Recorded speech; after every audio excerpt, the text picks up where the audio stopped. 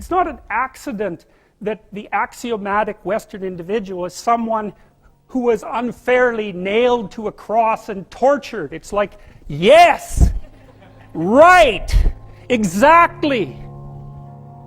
So what do you do about that? Well, I thought about that for a long time too. It's like, well, you don't get together in a damn mob, because all that does is allow you to be as horrible as you could possibly imagine and suffer from none of the consequences. That's a bad idea. So how about we don't do that? Well, there's a deep idea in the West too. It's like, pick up your damn suffering and bear it and try to be a good person so you don't make it worse. Well, that's a truth. You know, I read a lot about the terrible things that people have done to each other. You just cannot even imagine it. It's so awful. So you don't want to be someone like that. Now, do you have a reason to be? Yes. You have lots of reasons to be. God, there's reasons to be resentful about your existence. Everyone you know is going to die. You know, you too. And there's going to be a fair bit of pain along the way, and lots of it's going to be unfair. It's like, yeah, no wonder you're resentful. It's like, act it out and see what happens. You make everything you're complaining about infinitely worse. There's this idea that hell is a bottomless pit, and that's because no matter how bad it is, some stupid son of a bitch like you could figure out a way to make it a lot worse. So you think, well, what do you do about that? Well, you accept it. That's what life is like. It's suffering. That's what the religious people have always said. Life is suffering. Yes. Well, who wants to admit that? Well, just think about it. Well, so what do you do in the face of that suffering?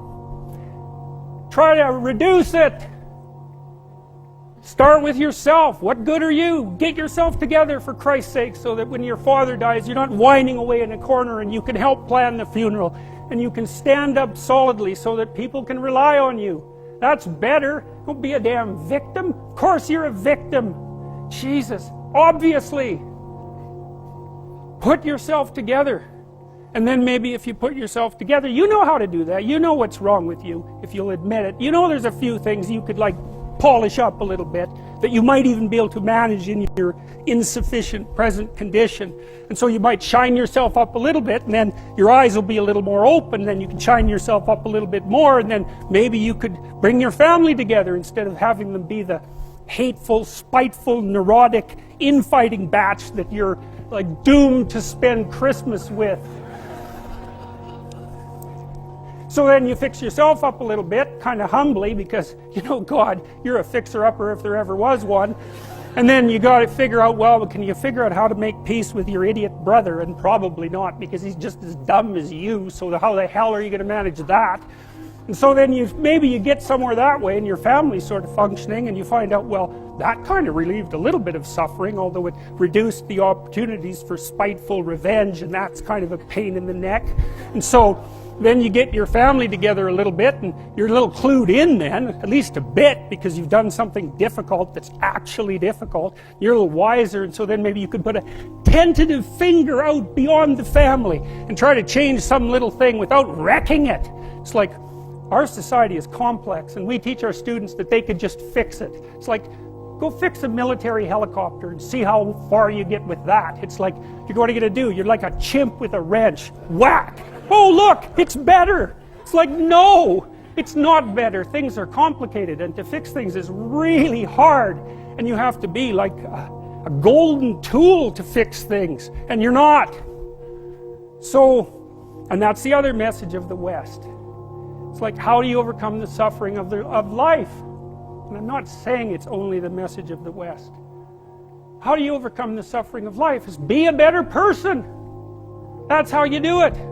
Well, that's hard. It takes responsibility.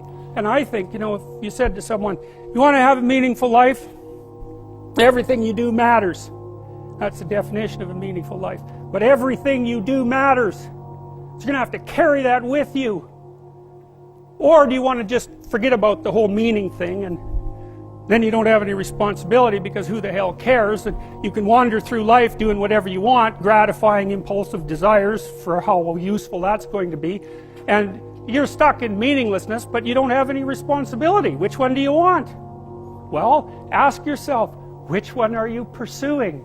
And you'll find very rapidly that it isn't the majority of your soul that's pursuing the whole meaning thing, because, well, look what you have to do that. You have to take on the fact that life is suffering. You have to put yourself together in the face of that. Well, that's hard. Christ, it's amazing people can even do it.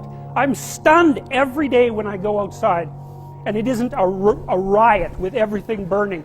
Because really, God, you talk to people, it's like, I knew this guy, he'd been in a motorcycle accident and it really ruined him, and he was like a linesman, you know, working on the power, and he was working with someone who had Parkinson's disease, and they had complementary inadequacies, and so two of them could do the job of one person, and so they're out there fixing power lines in the freezing cold, despite the fact that one was 3/4 wrecked with a motorcycle accident and the other one had Parkinson's. It's like, that's how our civilization works. It's like, there's all these ruined people out there, they've got problems like you can't believe.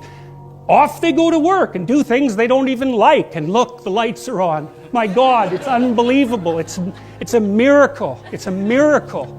And we're so ungrateful. College students, the postmodern types, they're so ungrateful. You know, they don't know that they're surrounded by just a bloody miracle. It's a miracle that all this stuff works. That all you crazy chimpanzees that don't know each other can sit in the same room for 2 hours sweltering away without tearing each other apart, because that's what chimps do. So, anyways, so what happened? Well, I made some videos and I got to the bottom of some things, at least as far as I can tell, so I told you what the bottom is, and then I got this idea about what you might do about it, which isn't my idea. It's not my idea. It's an old idea. It's far older than Christianity. It's old. It's the oldest story of mankind. Get yourself together. Transcend your suffering. See if you can be some kind of hero. Make the suffering in the world less.